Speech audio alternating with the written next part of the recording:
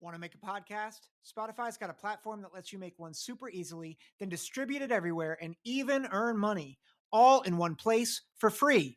It's called Spotify for Podcasters, and here's how it works. Spotify for Podcasters lets you record and edit podcasts right from your phone or computer, so no matter what your setup is like, you can start creating today. Then you can distribute your podcast to Spotify and everywhere else podcasts are heard. Video podcasts are also available on Spotify, and when you want to take conversations with your fans to the next level, Q&A and polls are the best way to get them talking. With Spotify for Podcasters, you can earn money in a variety of ways, including ads and podcast subscriptions, and best of all, it's totally free. I highly recommend you give it a try. Download the Spotify for Podcasters app or go to www.spotify.com/podcasters to get started today. What's up, everyone? Welcome to the Big Ten Football Talk Podcast. I'm your host, Zach Guggenheim. We are recapping week 4 of the college football season. Make sure to like, follow, subscribe wherever you get your podcasts. Apple, Google, Spotify. Follow us on Twitter, Instagram. Send me an email at big10footballtalk@gmail.com. Obviously, a really great week for college football. And just a lot of things to really catch up on here for the week. Obviously, the big one was Ohio State, Notre Dame, and we'll talk about that. We'll talk about Penn State, Iowa. We'll talk about all the games.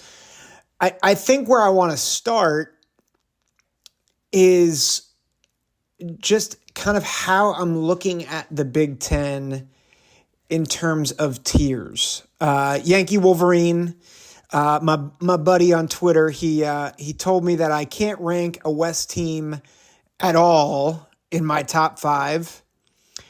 And I mostly agree with him. Mostly. I think there is one West team that belongs in the top 5, and I'll explain that in a minute. But it prompted me to think about a reality which is, I think, not what I expected coming into the season. And it's this. There is very clearly an upper tier and obviously mid-tiers and a lower tier.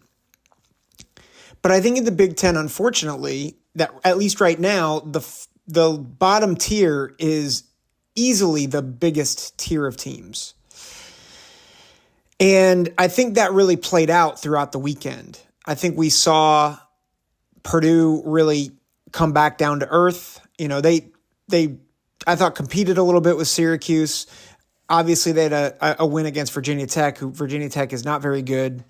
And, you know, they had a close loss against Fresno State, who is ranked in the AP Top 25 this week. So, like, it wasn't all bad for the Boilermakers, but, man, Wisconsin overwhelmed them. And then you had Minnesota, who I've been saying for a few weeks now, I think I expected them to be better in the preseason, but they are not good. They're not good, and we saw that as they were upset by Northwestern. You know, big win for Northwestern, but we know that Northwestern is not a great team. I think Michigan State, you know, they had chances against Maryland, but they really struggled at home.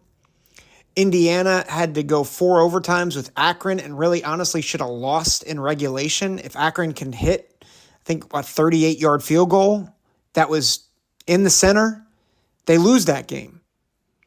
And then Nebraska, who has been, you know, Harsberg has been a bit of a revelation at quarterback. But again, it's, you know, these are not great teams that they're beating, and they sit at 2-2. Like, that's 6 teams in what I would say is your bottom tier. And I'll be honest, the tier above them, I think, could easily descend to the 4th tier at one point or at some point. Iowa was just awful on offense. And I get it. Luke Lachey is out. I missed that during my picks. I did not realize that Lachey is going to be out. But my goodness, that was a dumpster fire on offense. And granted, Penn State is really good defensively. And by no means do I want to downplay the defensive performance by Penn State. But let's be real here. It's one of the worst offensive performances I've ever seen from a top 25 team. It was awful. Illinois has not been great. They struggled with Florida Atlantic.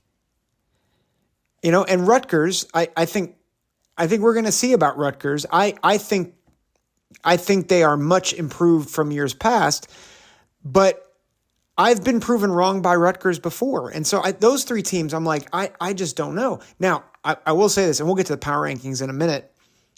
Again, if you're Rutgers, where do you finish if you were in the West instead of the East? Because I think there's a strong case to be made for second. They looked a lot better against Michigan than Iowa looked against Penn State. And granted, Michigan blew Rutgers out, but that game was close into the third quarter, and there was some shady officiating in that game. And Rutgers shot themselves in the foot in that game. So I think Rutgers looks better right now than Iowa. Now, they line up on the field, so we're going to see. But again, that's your third tier, and I'm like, that's not a good third tier. And then your second tier, I have Wisconsin and Maryland. And I think Maryland looked okay against Michigan State. Like going back and reviewing the game, they are lucky that Michigan State and Noah Kim wanted to keep throwing them the ball. Like it was a tough game for them. Wisconsin looked dominant, and I think they look their loss looks better now than it did a couple weeks ago, because Washington State, I mean, it looked respectable at the end, but I mean they put a beating on Oregon State in the first half. And I mean, they were up 17 in the fourth quarter, and then Oregon State rallied to make it 38-35 game. But like, that's their loss, was going on the road to Washington State. Like I thought that was not a great loss. I'm like, Washington State's not that good. They could be a contender in the Pac-12. And Pac-12's loaded this year. It's loaded. Going back to Iowa, 76 yards. How do you just get 76 yards? I don't understand it. That's my one. Well, I'll rant more about Brian Ferentz and his ineptitude here in a minute. And then the first tier is still Ohio State, Michigan, Penn State, which we'll talk about. So it's hard. And I think you get to those last six teams, I'm like, I don't know how you rank them. I don't know where you rank them. So this is my attempt to. Last place in the Big Ten in my power rankings right now is Minnesota. The boat is sinking. And Minnesota was lucky to win at home against Nebraska. They struggled in their second game against a MAC team, and then they got beat by North Carolina. I thought it was at least a little respectable, but this is not a good look for the Golden Gophers to be up 21 and to choke away a win against a team that has not been effective at all. And I'm going to talk about Northwestern in a minute because they deserve to be celebrated. But as much as Northwestern won the game, Minnesota choked it away. And listen, I'm not sure how many wins are left on Minnesota's schedule. I mean, they've got a tough schedule moving forward. They play Louisiana. I think that should be a win. I mean, Louisiana's 3-1. They beat Buffalo. They beat UAB. They lost to Old Dominion, and they beat Northwestern State.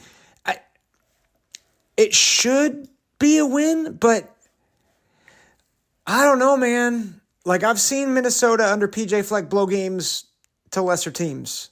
Bowling Green a couple years ago. Then they have Michigan. Then they go to Iowa, which, again, Iowa doesn't have an offense, but Their defense is, I think, better than Minnesota's. Michigan State, maybe. Illinois, doubtful. At Purdue, maybe. And then they finish with Ohio State and Wisconsin. I mean, it's rough. And I don't know. Like, Kaliakamanis has looked just not it. I thought he was there, and at times he does. Oh, but it's just rough. And I hope the Gophers prove me wrong. I hope PJ Fleck proves me wrong. But right now, it's not looking good for the Golden Gophers. I've got Northwestern at 13. This could easily change, but David Braun and Ben Bryant deserve their flowers, man. To see Ben Bryant's reaction after throwing that game-winning touchdown pass to Mangieri was special. It was special. And I get it. They're not good. You know, they may not win another game this year. They might win one more game. But the fact that they fought back, it shows that, one, these players have not given up and that they want to be there and they want to fight for their coaches and fight for their team.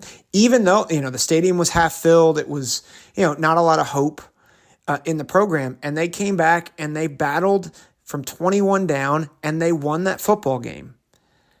They deserve a lot of credit, and David Braun deserves a lot of credit. Who knows what the future holds for Northwestern and for David Braun? I mean, I could easily see that this is lame duck and he's just an interim, but I'm proud of those guys for fighting and fighting and fighting. They do have Howard, so that could be a win. But who knows? Maybe this is a turning point for them in this season. It's a big win for them. Any win was going to be big for them, and I think that even if they only win against Howard for the rest of the season, they've already, I think, tripled the win total that people expected for Northwestern. And that's a good thing for this program. Number 12, I have Nebraska. Nebraska, they probably should have won by more against Louisiana Tech. There was some, again, weird officiating. But Nebraska did what they needed to do. They pulled away, won by 14, avoided getting upset by a team that they shouldn't get beat by. I think more will come. We'll see more from Nebraska and see if they've really progressed. Number 11, Indiana. If you're sitting there thinking, how is Indiana 11th? It's because I don't know how to rank these teams. Indiana got taken to the limit by Akron. They should have lost to Akron. 4 overtimes. And they had to do the little Philly special play to win on a 2-point conversion for the 4th overtime. Which, by the way, I hate that overtime rule. Can we get rid of? I know people are like, let's shorten the games. Why are we so eager to shorten the games? Like, it's dumb. Go back to the old overtime rule. It's so much better than this. Anyway, Indiana won. They escaped against Akron, who is not a good MAC team. And again, Indiana gets Maryland next week. I think that's going to be rough. I just don't think Indiana is going to do well. But I don't know where to put them. I feel like they could easily be 14th or they could be 9th because of how they played Louisville. Like they were in it against Louisville. And I think Louisville's a pretty good team. So I don't know. I've got Indiana 11. Michigan State 10. Michigan State at times outplayed Maryland. And I was looking on X, formerly known as Twitter. A lot of people were saying that Michigan State they've given up on the team. They've given up on the program. I don't see that. They were down 24-9 and they were still fighting. They outgained Maryland. They had more first downs than Maryland, but they had key penalties. They had a field goal blocked, and they had 5 turnovers. And you don't win games like that. And so Michigan State, with all the turmoil that's going on in that program right now, there are flashes where you're like, oh, Michigan State actually has some guys. They actually can compete. And honestly, there were times where they looked like they could match Maryland. But again, they are self-imploding. And I don't think it's effort necessarily or that they're giving up. I just think they're undisciplined. And why wouldn't they with everything going on in their program right now? And so if Mark D'Antonio, I know D'Antonio is not the head coach, but if he and that staff can kind of help bring them in and control more of their maybe aggression or their playmaking, like I think Michigan State might be able to sting a couple people, but until they can prove that, they're in this tier where they're not playing well. Also, I think people could have said, "Did you see what happened against Washington?" And my argument would be, I think Washington's going to do that to a lot of people. So I don't hold Washington against them as much. I hold the broken tackles and all that against them. And again, discipline. They need to be disciplined. But I don't see lack of effort. So I've got them at 10. I've got Purdue at 9. I was wrong about Purdue. I picked Purdue to upset Wisconsin. I think I was wrong about Wisconsin too. But Purdue is Hudson Card really struggled in this game. And I think the run defense got gashed. And again, I'm not sure what to make of Purdue, quite honestly. I think they have good pieces. I think Hudson Card can be good, but he was not very good in this game. So I have Purdue at 9. I have Iowa at 8. And part of this is honestly just a comparison between how Iowa played Penn State versus how Illinois played Penn State. Iowa was just terrible. I mean, again, part of that was Penn State. But this offense is atrocious. And listen, I thought McNamara had his ups and downs at Michigan. I thought he was an upgrade over Spencer Petras because, quite honestly, how could he not be? No offense to the kid, but he was by the end of his third year, he had regressed. Well, Cade McNamara has regressed in the Iowa system. And I don't know if that's saying much because there's a reason why he left Michigan. He was the backup. He was the guy who got beat out by J.J. McCarthy. He's not a good quarterback. And losing Lachey, not having your top 2 running backs, that kills their offense. And I like Eric All. He's a good tight end. He's not Lachey. That offensive line is not very good. It doesn't help when you have Chop Robinson lined up against you. He was dominant last night or on Saturday. But this is a very concerning thing for Iowa, and Iowa has to hope that they can generate at least some sort of offense moving forward. Because even if their defense plays well, which I think at times they played well last night, Penn State was slowed down a little bit. You're going to have to generate at least a few winning plays on offense. Also, for those who are wondering, the Brian Ferentz clause, he has to score 25 points or more per game to keep his job. That ain't happening. Not without Luke Lachey, and it's just not going to happen. Just to give you context, I think Iowa was up to 85 points. It was 85? 85 points in 3 games. So they were over 25 points. They had 0 this game. So they are now averaging a cool 21.25 points a game. To get to 25 points a game after next week, they got to score 40. I don't know about you. I'm not seeing that. I've got Iowa at 8. I've got Illinois at 7. And again, this is hard because Illinois struggled against Florida Atlantic. It's 23-17. And granted, they were up by 2 possessions, and it was in the fourth quarter that Florida Atlantic scored that touchdown. But they shouldn't be in a 6-point game with Florida Atlantic. Illinois needs to be better than that. So I've got them at 7. 6, I've got Rutgers. Rutgers was in this game up till the third quarter. I think Michigan kind of is doing what Georgia has done over the past several years, where they kind of, you kind of hang around, they give you a little bit of hope, and then they just kind of slam the door. But the reality is, Wimsatt made some good plays. He made some nice throws. He's not a great passer, but he made some good throws. He made some plays in the run game. I thought they moved the ball well. For a team that really can't throw that well, I thought they moved the ball fairly well against a really good defense. And I think if they got to keep themselves from turnovers, but if they play clean football, this is a team that I think can win 7 games this year. I think they can beat Iowa. Especially without their playmakers. And, if you're an Iowa fan, you're like, we're not getting beat by Rutgers. Listen, you struggled a lot. I know Iowa State, you were up big, and for you guys, it was big. But,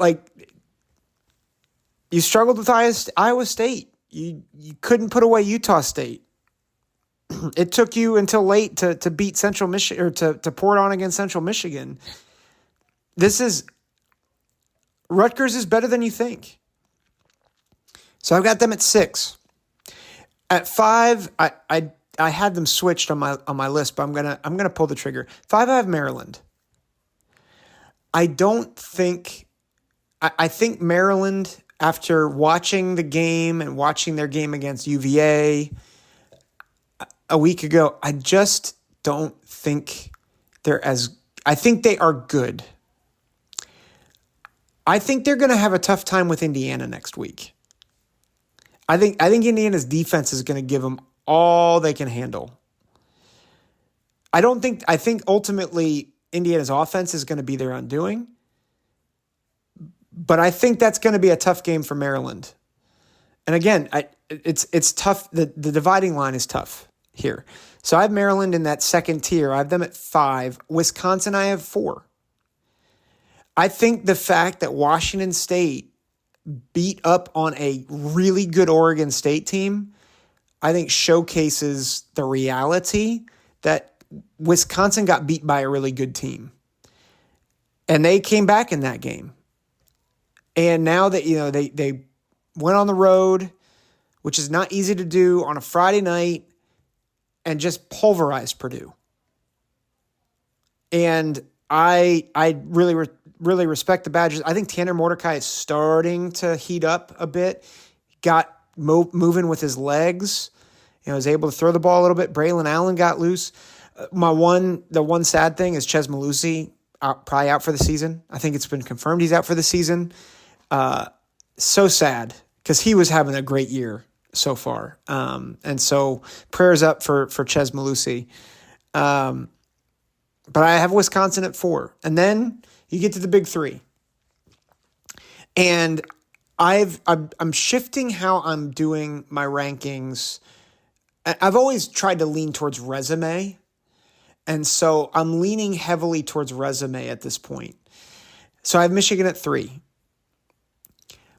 I think Michigan is great, but they haven't played anybody. Rutgers is their best opponent right now. And I think Rutgers is good for Rutgers. And I think they're a mid-tier Big Ten team. But that's their best opponent. And it's the only Power 5 opponent that Michigan has played. And so just on that sheer fact alone, I have them at 3. Penn State, I have at 2. They have played 3 Power 5 teams, 1 on the road.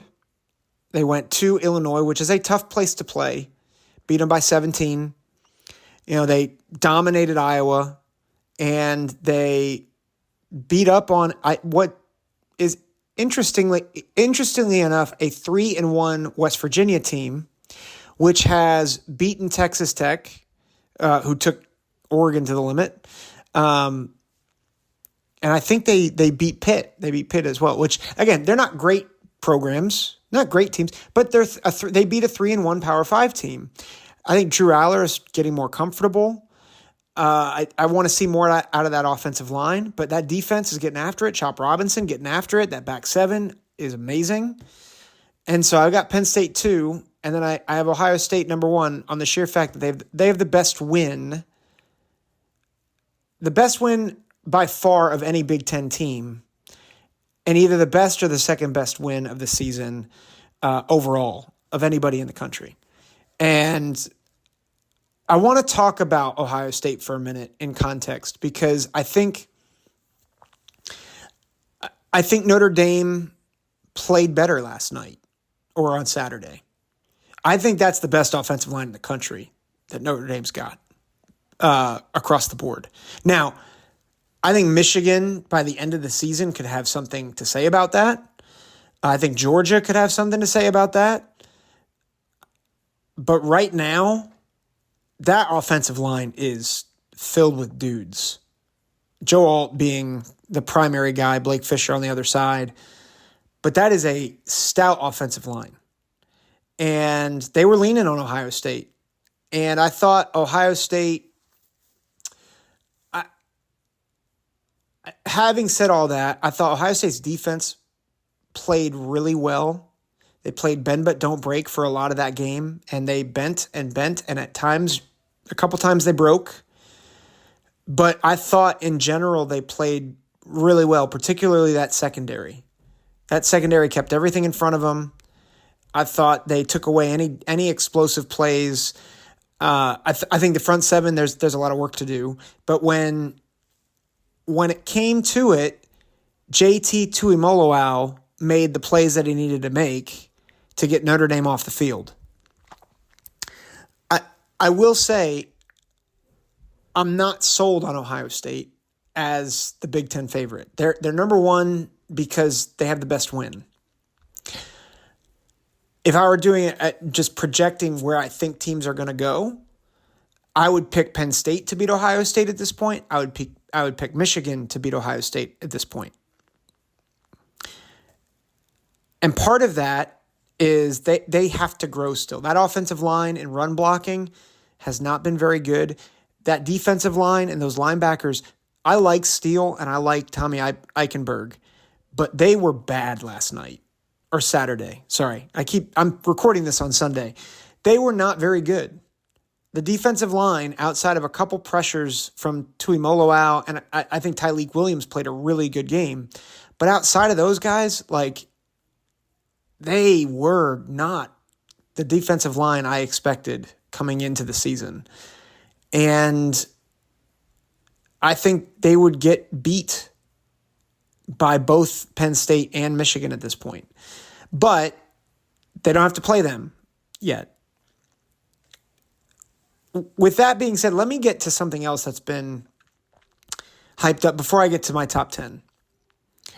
There's a couple things I want to address. One is just how polarized media and other people are over things like Ryan Day's outburst at the end of the game. And there's the media outrage over that. There's media outrage over Colorado. Let me just speak into that for a minute. I like Ryan Day, and I'm never going to criticize a coach for standing up for his players.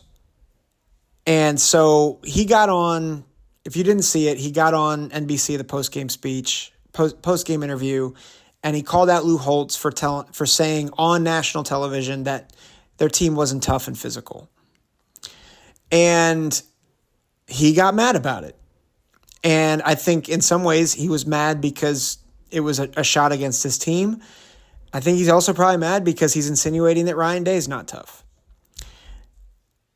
And there are a lot of different takes about this. I think Ohio media is like, it's great. We love angry Ryan Day. I think the national media in particular has been like, that's dumb. Why are you trying to dunk on an 86-year-old? And this is my take. And it's probably a similar take to what's going on with Colorado and Coach Prime after what happened with them getting crushed. And it's this. I think Ryan Day had a reason to be upset. And I think this was a The chatter before the game was just more disrespectful than I expected. And yet, I think in some ways it was warranted. Ryan Day said at the end of his comments that it's because of one bad half, but I would beg to differ that it was one bad half. It's been a couple of halves, particularly two halves against the team up north. And how do I say this? There are certainly good questions, but I think the narrative that they're not physical and they're not tough is the wrong narrative. It addresses the wrong problem. And so the people who are saying they're not physical, they can't defend their, like, there were certainly moments in this game where Notre Dame was out physicaling them. But I don't think it was a matter of physicality, and I don't think that's actually been Ohio State's problem. Which then leads me to maybe my bigger issue with Ryan Day and his post-game is, I think it's fine to be upset about people insinuating a narrative that's partially not true. But I think what I feel about Ryan Day, and I thought that it came out again yesterday, is he tightens up in big games. And he calls ridiculous plays. And players play tight. Like Emeka Ibuka should have had a touchdown, and he dropped it in the end zone. They had third and fourth and goal on the 1 yard line, and they can't punch it in. And they call terrible plays. Like, how do you not have a QB sneak package with a kid who's 6'4", 230 pounds? Like, what are you doing?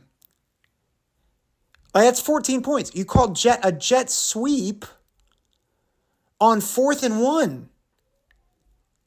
If you punch that in, like, you're talking about 21 points to 14, you don't need the 1 inch line or the 1 yard touchdown at the end of the game. Like, you don't need that. And so I think that's the issue that I think, and this is where I'm going with Ryan Day, is that I think there's a lot of nuance that's needed for Ryan Day and this whole narrative is, I actually think they played fine. They, for the most part, the game played out, I think a little bit kind of how I thought. I thought Notre Dame would have the power advantage. And I thought at times they did a good job neutralizing, and at times they didn't. And I thought Ohio State would be able to throw on Notre Dame. And they did. They were able to throw on them. And I thought the offensive line actually did a pretty good job of protection for the most part. But I thought the outburst, it misses. I thought the narrative misses what really is going on in Ohio State. And I think his outburst also misses the mark. Because here's the reality. You want to prove that you're tough and you want to prove that you can win tight games. You don't need to shout about it. You just won the game, and that's how you beat it. And here's my main frustration. He said all those questions end tonight. No, they don't. No, they don't. You know where they end? You beat Michigan. You beat Penn State. You make smart calls on 3rd and 4th down.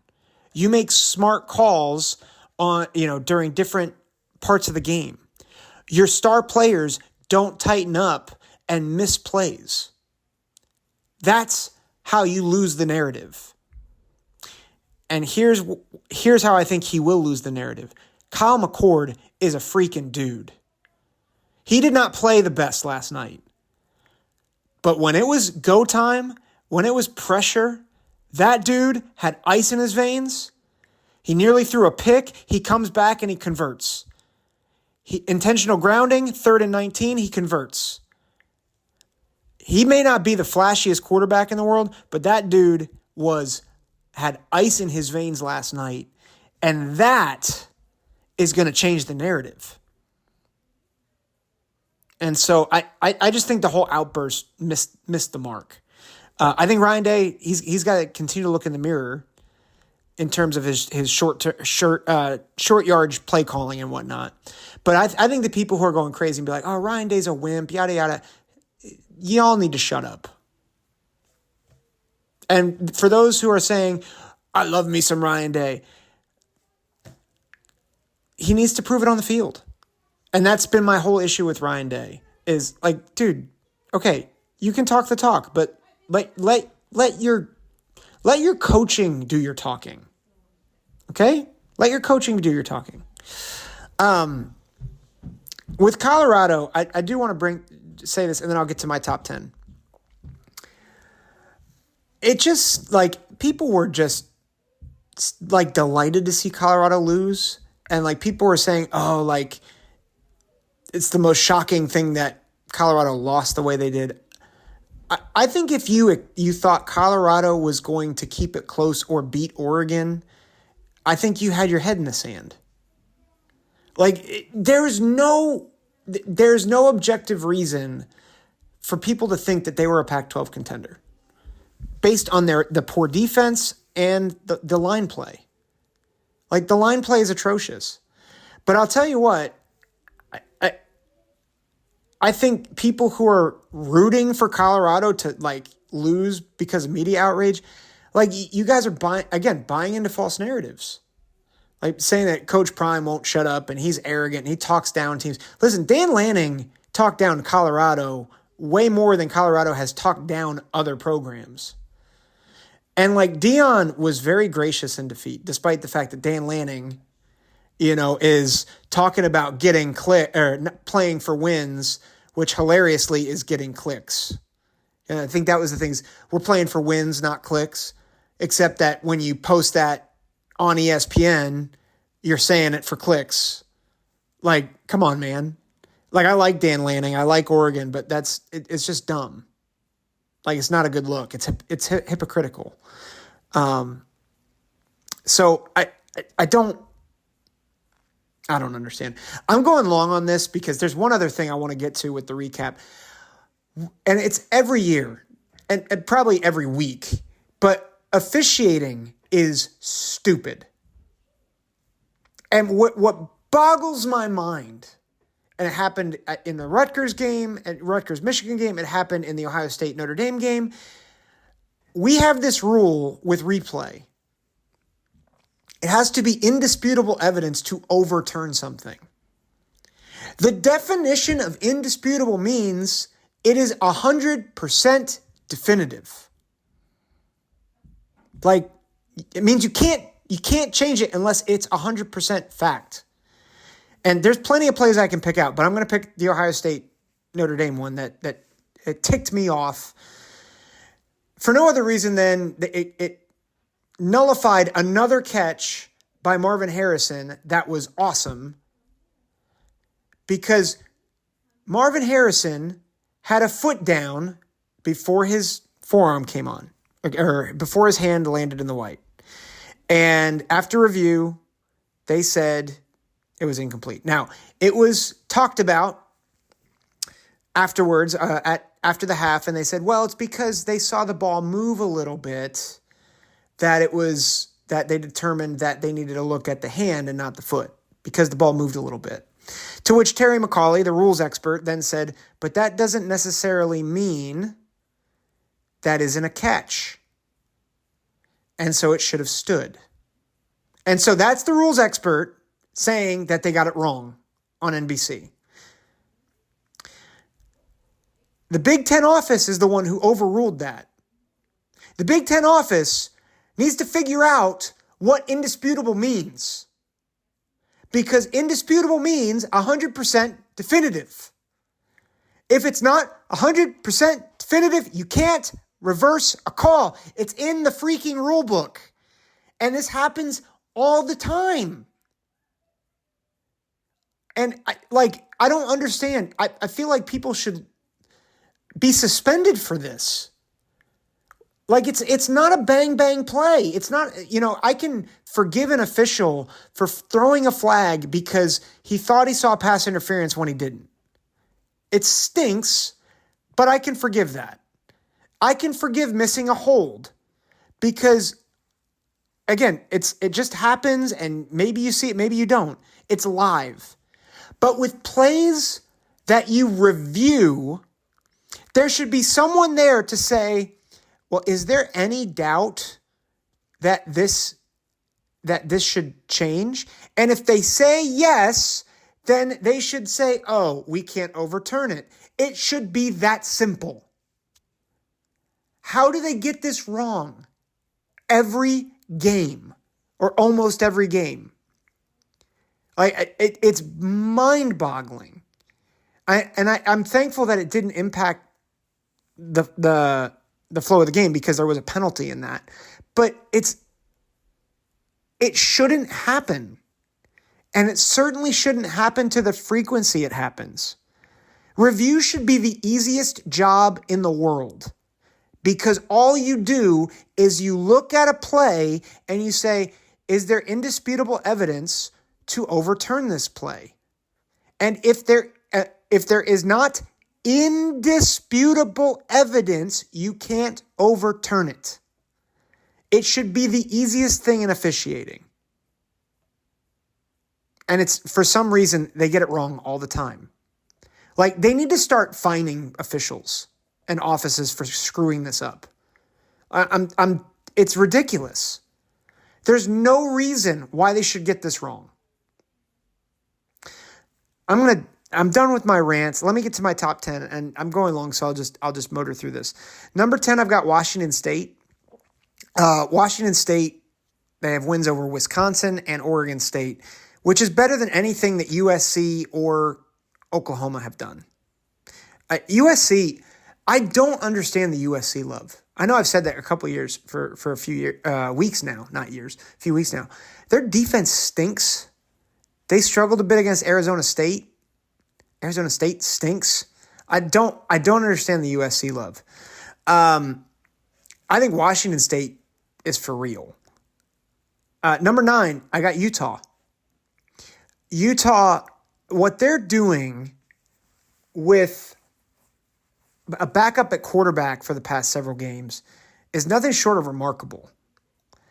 You know, they beat UCLA again. They have a good win over Florida. I don't know how good Florida is, but what they're doing without Cam Rising is awesome. And Kyle Whittingham continues to prove that he's maybe a top 5 coach in college football. The dude's a stud. He's a coaching stud. I love him. Number 8, don't hate me, is Alabama. The demise of Nick Saban and the Alabama legacy, I think, is premature. They beat Ole Miss after everybody thought Ole Miss was going to beat Bama. Beat them by a couple scores. Ho-hum. Milroe had good moments, had some bad moments. But you know what? That defense, it's pretty good. That line, it's going to shape up. I think Alabama is... Just watch out. Don't be surprised if they win the West, beat Georgia in the SEC championship game, and go to the playoff.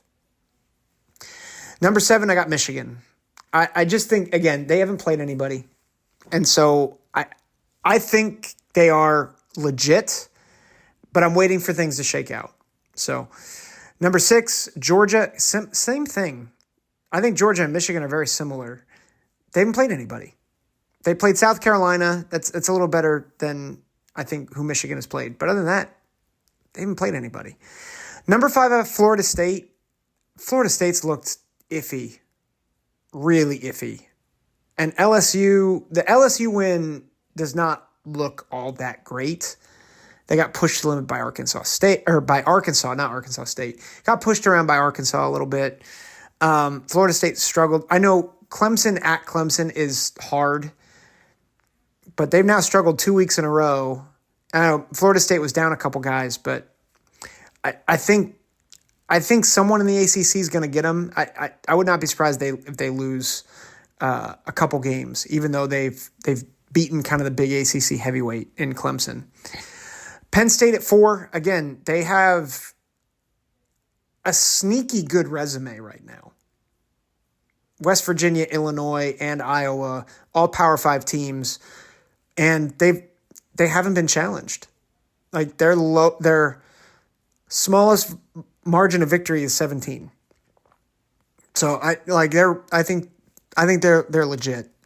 Ohio State 3, again, based off the Notre Dame win, going on the road, top 10 team with those stakes. I think regardless of what you think about how good Ohio State is, I think you have to give them credit. And, unless a Notre Dame comes out and just chokes against Duke, which that's going to be a fun matchup, by the way, Duke versus Notre Dame. Like, I think you gotta have some respect for that win going on the road in a tough environment. Number 2, I have Texas.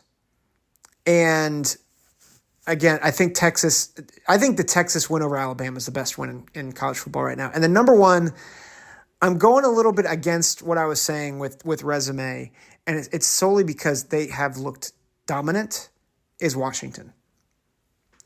I think Washington right now is the best team in college football. And I think, and people were pointing out that they let Cal score 32 points on them. Realize I think Washington got up by 40 at half and then kind of just called the dogs off. So they allowed 30, but most of it was probably their second team and third team. So I'm not dinging them for giving up 30 points because most of that was in the second half. Washington is really good. That offense is really good. So that's the top 10. That's the recap. I'm sorry for going long. Hopefully you guys appreciate this. I will be back with picks next week. Until then, take care. God bless.